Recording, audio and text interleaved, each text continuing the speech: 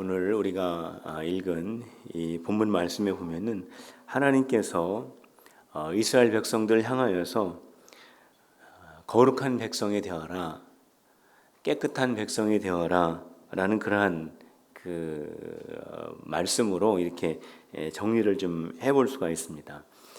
이 구약에 나타나 있는 깨끗하다, 거룩하다라고 하는 이 말을 쓸 때 구약에서는요 카도시라고 하는 그러한 단어를 사용합니다. 카도시. 이 카도시가 바로 거룩하다라고 하는 그러한 뜻이거든요. 하나님께서는 하나님의 백성들이 어떠한 모습이 되어지기를 구약에서 계속해서 반복하냐면요. 반복하는 것 중에 하나가 뭐냐면 거룩한 백성 되기를 원하신다라는 거예요. 우리 필그림이 주님의 거룩한 필그림이 되시기를 주님의 이름으로 축복합니다.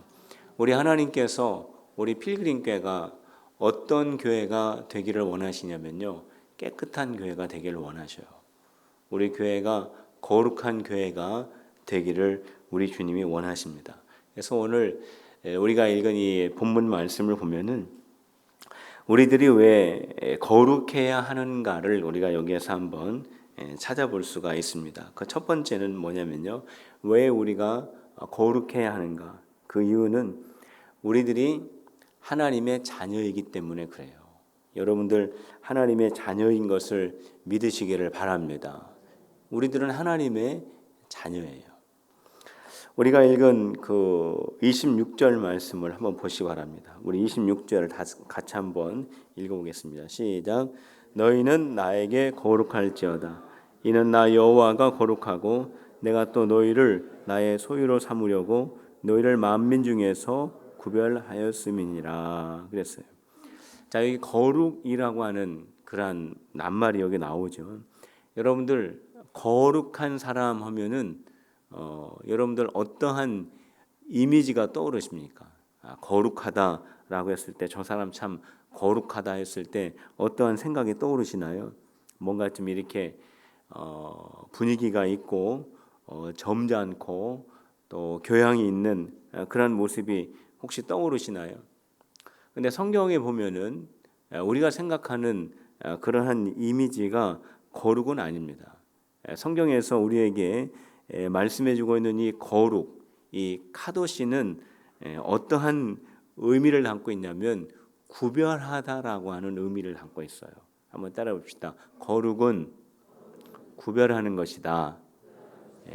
이렇게 분리한다라는 의미예요. 그러니까 우리의 생각하고 좀 다르죠. 거룩은 뭔가 이렇게 좀 뭔가 이렇게 좀 무게가 있고 점잖고 교양이 있는 어떤 그러한 이미지로 다가오지만 성경에서 말하는 카도시는 구별하는 겁니다. 떼어내는 거죠. 그래서 26절에 보면은 너희는 나에게 거룩하라 이렇게 되어 있죠. 그러니까 이스라엘 백성들 향해서 하나님께서 너희는 나 여호와에게 거룩하라. 그러면은 이 말은 어떠한 의미가 있냐면 이스라엘은 하나님을 향하여 구별되어야 한다라고 하는 그런 의미예요. 하나님 앞에 우리가 거룩해야 된다라고 하는 이 뜻은 우리가 하나님 앞에 거룩해 본들 얼마나 거룩할 수 있겠습니까? 우리 하나님 앞에 거룩할 수 있는 사람은 없죠. 그런데 여기에서 하나님께서 이스라엘 향해서 나에게 거룩하라라고 하는 의미는 여러 가지 의미가 있지만은 그 중에 한 가지 의미를 찾는다면은 그거는 달라야 된다는 거예요. 이스라엘 백성들이 하나님 앞에 설 때에 세상 사람들하고는 달라야 된다는 겁니다. 그게 구별된 거죠. 그러니까 이스라엘 백성들이 세상 사람들하고 똑같은 모습으로 하나님 앞에 서게 되면은 그거는 거룩한 게 아니에요. 이스라엘 백성들이 하나님을 알지 못하는 사람들하고 다른 모습으로 서는 것이 거룩하다라고 하는 의미 가운데 담겨져 있는 하나라는 겁니다. 그러니까 세상 사람들은 우리가 어떻습니까? 어려운 일 당하면 어때요? 낙심하죠. 그러나 우리 하나님을 믿는 우리 하나님의 백성들은요, 어려움 속에서 낙심하는 것으로 끝나는 것이 아니라 세상 사람들하고 똑같이 하는 것이 아니라 낙심하는 것이 아니라 거기에서 하나님을 바라보면서 소망 가운데 있을 수 있어야 한다는 거예요. 이게 세상 사람들하고 다른 거죠. 이게 바로 하나님 앞에 서는 거룩이라는 거예요. 우리가 하나님을 모르는 세상 사람들의 그러한 기준을 가지고 똑같이 행동하면은 그런 것이 하나님 앞에 서 있는 하나님의 백성의 모습이 아니고, 하나님의 백성들은요, 세상의 기준을 가지고 하나님 앞에 서는 것이 아니라 하나님의 말씀대로 행하면서 하나님 앞에 서야 한다는 거예요. 그러니까 세상 사람들이 하나님의 백성들을 보면은 깜짝 놀랄 수밖에 없는 거죠. 어떻게 저러한 상황 속에서 저렇게 행동할까? 과연 저들이 믿는 하나님이 정말로 살아계신 하나님이구나. 정말로 저들이 하나님을 믿는다고 했는데 정말로 저들이 하나님을 믿는 하나님의 자녀들이구나 라는 것이 그렇게 보여줄 수가 있는 거죠. 그런데 하나님을 믿는다고 했습니다. 또 우리는 하나님을 소개했습니다. 그런데 어떠한 상황이 닥치게 되면은 세상 사람들하고 하나님을 믿는 사람들하고 똑같이 생각하고 똑같이 행동하면은 그건 하나님 앞에서의 거룩한 모습이 될 수 없다라는 거예요. 성도 여러분, 세상의 상식을 넘어서 생각하고 행동하는 우리 필그림이 되시기를 주님의 이름으로 축복합니다. 상식 밖에 그런 그 삶을 살아가는 것이 아니라 우리의 어떤 가치관의 기준이 하나님의 진리가 되어야 한다는 그런 말씀이죠. 또 26절 보면은 하나님은 또 거룩하신 분이다라고 그렇게 기록이 되어 있죠. 구약 신학자 가운데 퀼러라고 하는 분이 이 구절을 놓고 이렇게 자신의 신앙의 고백을 했습니다. 거룩이라고 하는 단어 자체는 하나님이 어떠한 분이라고 하는 것을 표현하기에 가장 정확한 단어이다. 왜냐하면 하나님은 거룩 자체이기 때문이다. 하나님이 모든 것으로부터 구별된다라고 하는 의미를 담고 있다. 이러한 점에서 하나님은 천사들과 구별되어 있고 하나님은 천사들 위에 계신 분이며 하나님은 이방신들로부터 구별되어 있고 하나님은 인간들로부터 구별되어 있으신 분이다. 하나님은 인간을 창조하신 창조자이며 인간은 하나님의 피조물로서 하나님은 구별되어 있는 것이다. 이렇게 기록을 하고 있어요. 이 하나님의 거룩, 하나님의 구별됨의 이 의미 가운데는요, 하나님이 완전하시고 하나님은 전능하시고 하나님은 틀림이 없으신 분이다라고 하는 그런 의미도 여기에 담겨져 있는 겁니다. 우리 하나님은 틀림이 없으신 분인 것을 믿으시기를 바랍니다. 우리 하나님은 완전하신 분인 것을 믿으시기를 바랍니다. 우리 하나님께서 그러한 분이세요. 하나님은 이렇게 구별되신 분인데 그냥 이렇게 분리되신 분이 아니라 세상의 어떠한 모든 것들 위에 계신 분이라는 거예요. 완전하신 분, 전능하신 분, 완벽하신 분으로서의 거룩이라는 거죠. 바로 이렇게 전능하신 하나님께서 우리 필그림을 향하여 거룩하라라고 말씀하신 이유는 오늘 우리가 읽은 이 26절 말씀에 보면은 그 이유를 찾을 수 있는데 그 이유가 바로 뭐냐면 하나님이 우리를 당신의 소유로 삼기 위해서라는 거예요. 우리 필그림이 하나님의 소유인 것을 믿으시길 바랍니다. 우리 하나님의 소유예요. 그런데 26절 말씀을 자세히 보면은 거기에 이스라엘을 만민 중에서 이 이스라엘 백성들을 모든 만민 가운데에서 뽑으셨다 이렇게 되어 있어요. 사랑하는 성도 여러분, 저와 여러분들은 영적 이스라엘이에요. 참 이스라엘이에요. 하나님의 백성들이에요. 오늘 하나님께서 저와 여러분들을 만민 중에서 많은 사람들 가운데서 뽑으신 것을 믿으시기를 바랍니다. 주님이 우리를 뽑으셨어요. 우리를 뽑으셔서 우리를 구원하셨어요.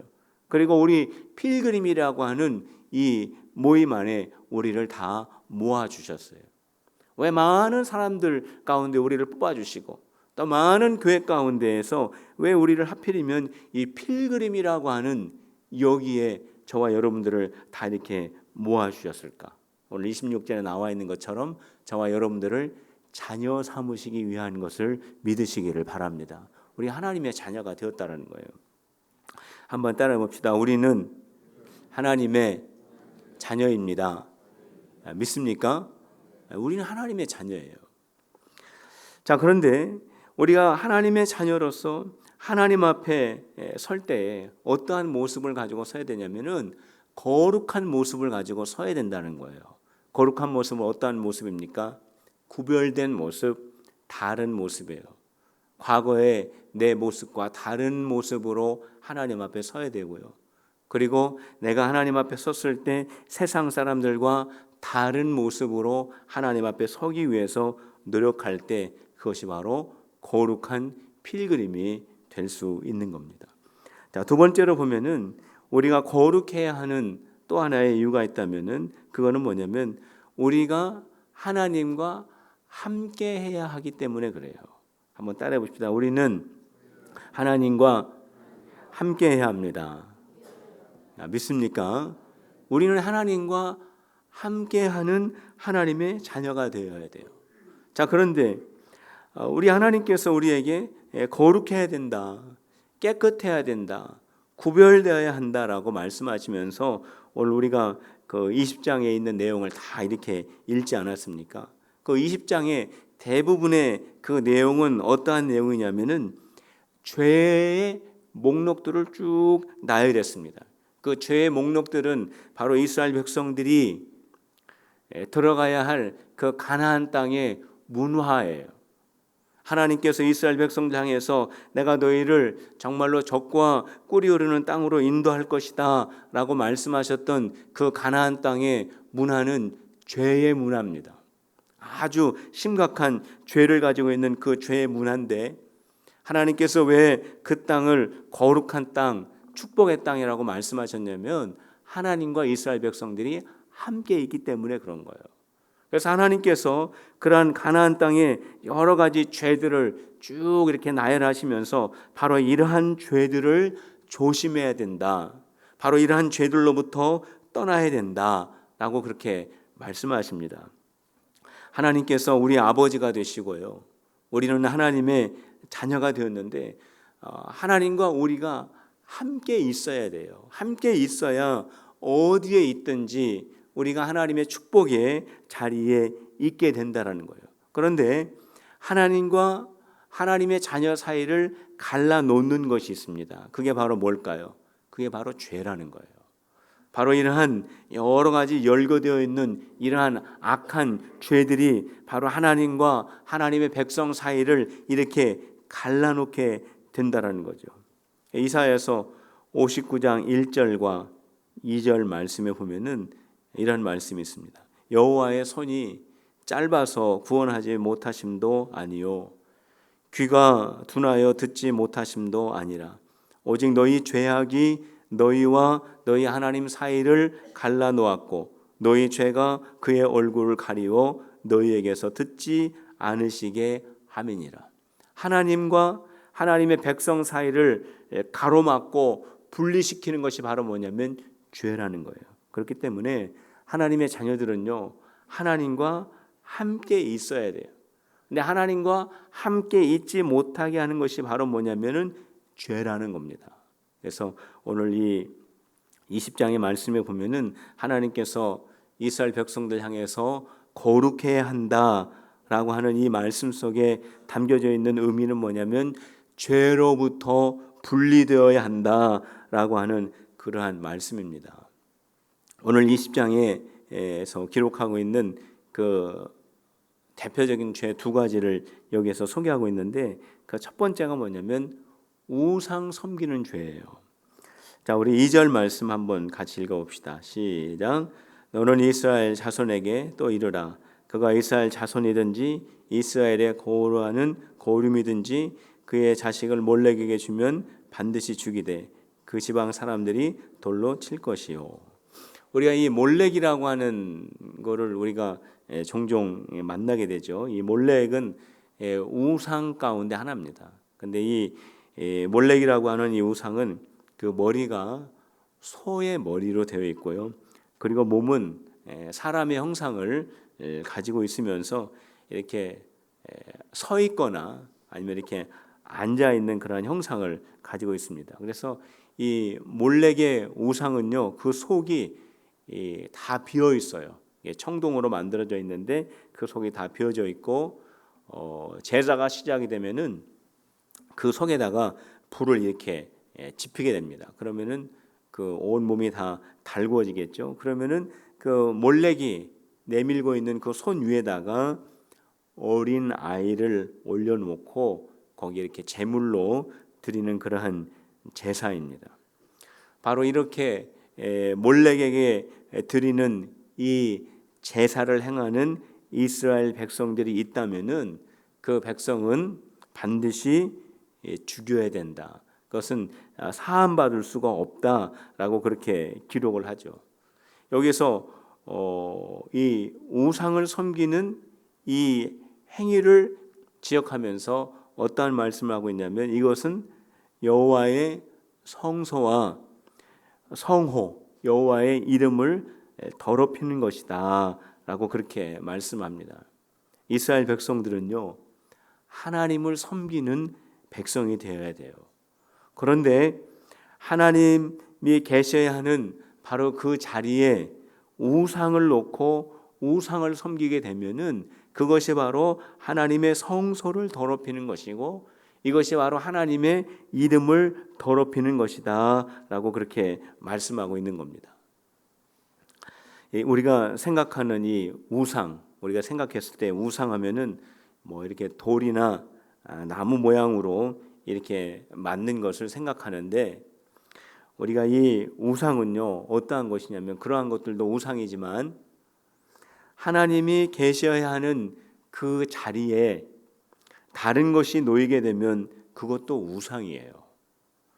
하나님이 계셔야 하는 그 자리에 돌이나 나무로 만든 그러한 우상이 있을 수 있죠. 이것도 역시 우상입니다. 하나님이 계셔야 하는 그 자리에 내 자신이 그 자리에 있게 되면은 내 자신이 또 우상이 될 수가 있는 겁니다. 하나님이 계셔야 할 그 자리에 있는 그것이 바로 우상이라는 거예요. 그렇기 때문에 하나님께서는 바로 그러한 우상을 섬기는 그러한 사람을 향해서 너희는 성소와 성호를 더럽힌 자다라고 그렇게 말씀을 합니다. 하나님이 계셔야 하는 그 자리에 다른 것이 있지 않는지 우리는 늘 신앙생활 속에서 살펴보아야 합니다. 20장에서 대표적으로 지적하는 그 죄가 또 뭐 있냐면 우리가 그 쫙 읽지 않았습니까? 그 목록을 쭉 읽었는데 우리가 18장인가요? 거기에도 비슷한 내용의 그 목록들이 쭉 나와 있었는데 이 20장의 대부분을 차지하는 죄가 어떠한 죄냐면은 비정상적인 관계의 죄입니다. 하나님께서 하나님의 백성들이 어떠한 가정생활을 하기를 원하시냐면 한 가정 안에서 남편과 아내가 사랑해야 한다라고 하는 것을 하나님께서는 늘 가르쳐 주시고 강조하고 계세요. 바로 이러한 그 20장에 기록되어 있는 여러 가지 비정상적인 그러한 관계들이 쫙 나와 있는데 이것이 바로 가나안 땅의 모습이라는 거예요. 이스라엘 백성들이 바로 그 가나안 땅으로 들어가게 되면은 이러한 상황을 지천으로 볼 수밖에 없다라는 거예요. 바로 이러한 상황에 빠질 수밖에 없기 때문에 하나님께서 이스라엘 백성들이 가나안 땅에 들어가기 이전에 이거에 대해서 아주 엄격하게 경고를 하신 겁니다. 그런데 이 비정상적인 이 관계요, 이것도 역시 보면은 우상 숭배와 밀접한 관계가 있어요. 왜냐하면은 이 비정상적인 이 관계가 바로 그러한 사람들의 삶의 중심에 자리를 잡고 있어서 그것을 늘 생각하고 그러한 행동을 하고 그것에서 벗어나지 못하는 비정상적인 삶을 살아가게 된다라는 거예요. 그런데 이 비정상적인 이 관계, 바로 이것을요 사탄이 아주 잘 활용한다라는 겁니다. 사탄은 바로 이러한 잘못된 관계들을 통해서 개인과 가정과 사회를 파괴한다라는 것을 우리는 꼭 잊지 말아야 한다는 거예요. 바로 이렇게 잘못된 그러한 관계 속에 우리가 빠지지 않기 위해서는요, 우리 스스로 우리 자신을 깨끗하게 구별하기 위해서 애를 써야 한다는 것입니다. 우리가 그러한 죄 가운데 빠지지 않기 위해서 그냥 아무런 생각 없이 있는 것이 아니라 그러한 것들로부터 구별되기 위해서 스스로 노력하는 그러한 애씀이 있어야 한다는 거예요. 이러한 애씀이 우리 필그림교 안에 있으시기를 주님의 이름으로 축복합니다. 세 번째로 하나님께서 이스라엘 백성들을 향하여서 너희들이 거룩해야 한다라고 하는 그 이유가 있어요. 그 이유는 뭐냐면 하나님의 축복을 받도록 하기 위한 거예요. 하나님께서는 하나님의 자녀들에게 복 주시기를 원하시는 분이에요. 우리가 하나님의 복 받기를 원하시죠. 그런데 하나님은 우리에게 복 주시기를 우리보다 더 원하시는 것을 믿으시기를 바랍니다. 22절 말씀 한번 보세요. 22절 말씀을 다 같이 한번 읽어봅시다. 시작. 너희는 나의 모든 규례와 법도를 지켜 행하라. 그리하여야 내가 너희를 인도하여 거주하게 하는 땅이 너희를 토하지 아니하리라. 자, 하나님께서 이스라엘 백성들에게 이렇게 말씀하시죠. 내가 너희에게 가르쳐준 규례와 법도를 지켜 행하라. 그리하여야 굉장히 중요한 말씀이죠. 너희가 가르쳐준 규례와 법도를 지켜 행하여야 내가 너희를 인도하리라.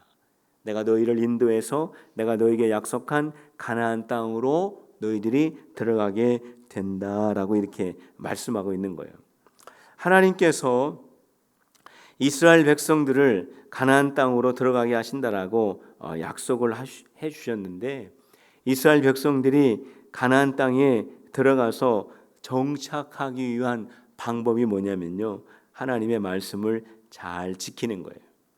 이스라엘 백성들이 가나안 땅에 들어가는 방법을 오늘 이 22절에서 우리에게 말씀해 주셨는데요, 그거는 뭐냐면은 지난번에도 말씀을 드린 적이 있지만은 가나안이요, 애굽에서 가나안 땅까지 가는 길이 보름 내지는 한 달이면은 걸어서 갈 수 있는 길이라고 합니다.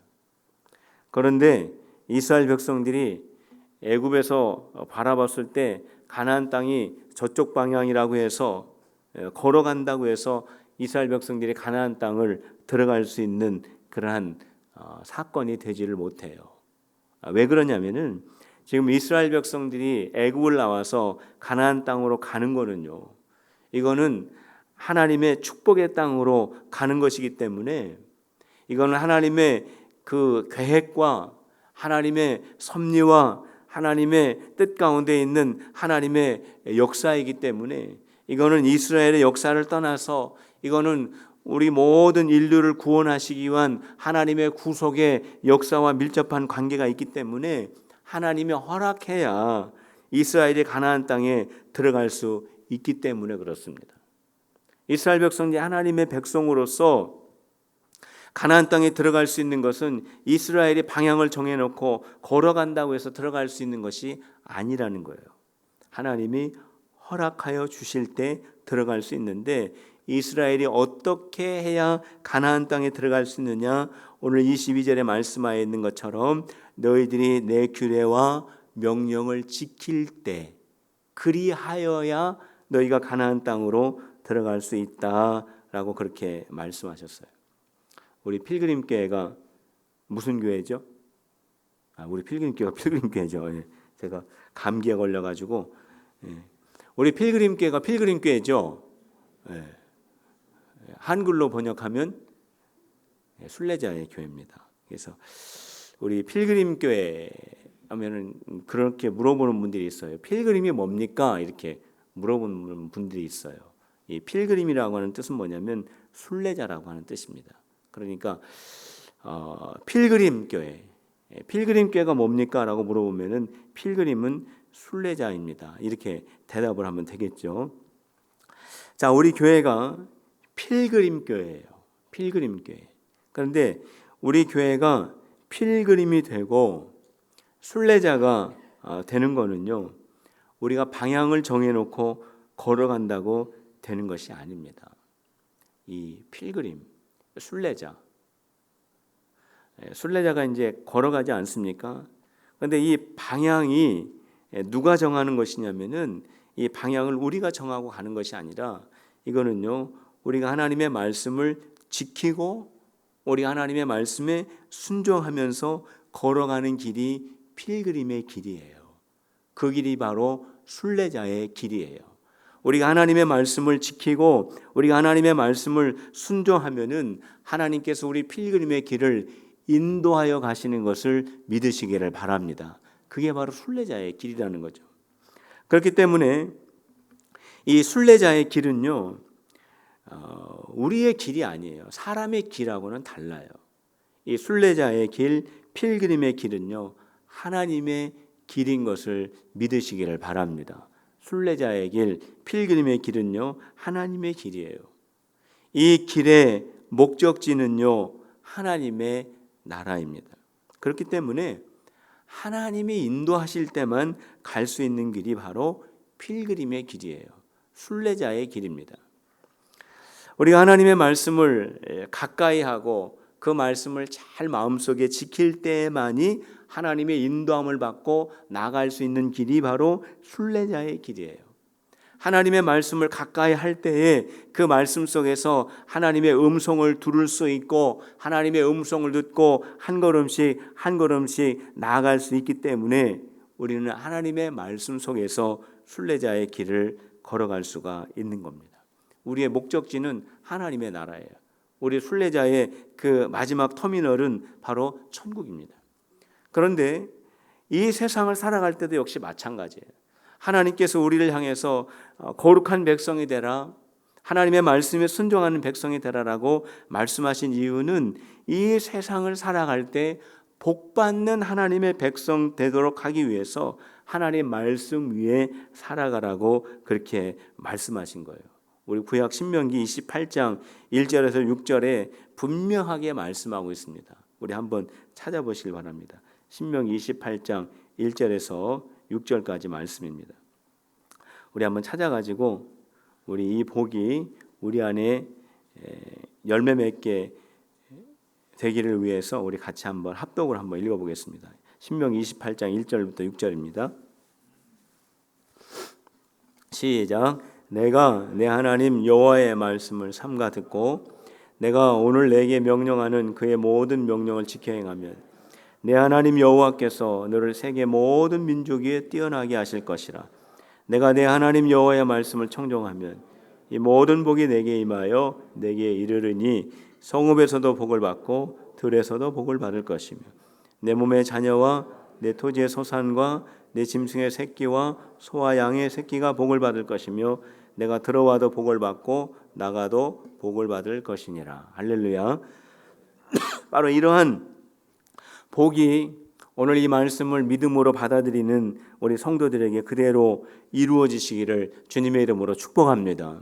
신명기 28장에 나타나 있는 복이 얼마나 소중하고 귀한 복인지 몰라요. 바로 이러한 복을 하나님께서 우리 필그림에게 주시기를 굉장히 원하신다는 거예요. 바로 이러한 복을 우리 모든 성도들의 가정과 가문에 주시기를 우리 하나님께서 간절히 기대하고 계시다라는 거예요. 바로 이러한 복을 다 받아 누리시는 우리 성도들이 되시기를 주님의 이름으로 축원합니다. 자, 그런데 어떻게 할 때 이 복이 임하느냐, 그게 중요하죠. 1절에 나와 있습니다. 거기 보면은 내가 내 하나님 여호와의 말씀을 삼가 듣고 내가 오늘 내게 명령하는 그의 모든 명령을 지키어 행하면 하고 이 복의 내용이 쭉 되어 있어요. 하나님의 말씀에 귀를 기울이고 하나님의 말씀에 순종하여 가정이 복받는, 그리고 결국에는 하나님의 나라에까지 나아가는 우리 필그림의 성도들 다 되시기를 주님의 이름으로 축복합니다. 기도드리겠습니다. 하나님 아버지, 하나님의 말씀은 어려운 것이 아니요 주의 말씀은 우리를 사랑하시고 인도하시고 우리에게 주님의 복을 주시고자 원하는 하나님의 거룩한 약속의 말씀인 줄로 믿습니다. 우리 필그림의 모든 성도들이 순전한 마음으로 주의 말씀을 잘 듣고 그 말씀을 지켜 하나님 앞에 깨끗한 그릇이 되며 거룩한 백성이 되어 우리 주님께서 이 땅에서 주시는 하늘의 복과 땅의 복을 경험할 뿐만이 아니라 우리가 하나님의 나라에 입성하는 그 놀라운 영적인 축복도 감당할 수 있도록 인도하여 주시옵소서. 한 사람도 낙오되는 자 없게 하여 주시고 우리 모두가 다 주의 예비하신 거룩한 자리에 참여할 수 있도록 인도하여 주시옵소서. 예수님의 이름으로 기도하옵나이다. 아멘.